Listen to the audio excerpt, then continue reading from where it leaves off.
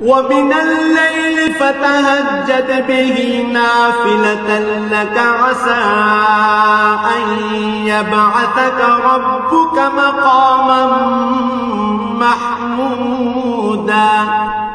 রাতের কিছু অংশে তাহাজ্জুদ নামাজ প্রতিষ্ঠা করো, এটা তোমার জন্য ফরজ নামাজের অতিরিক্ত একটা নামাজ। আশা করা যায় তোমার মালিক এর বরকত দ্বারা তোমাকে প্রশংসিত মর্যাদায় প্রতিষ্ঠিত করবেন।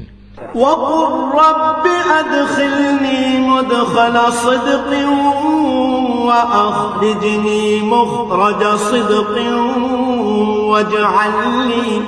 واجعل لي من لدنك سلطانا نصيرا।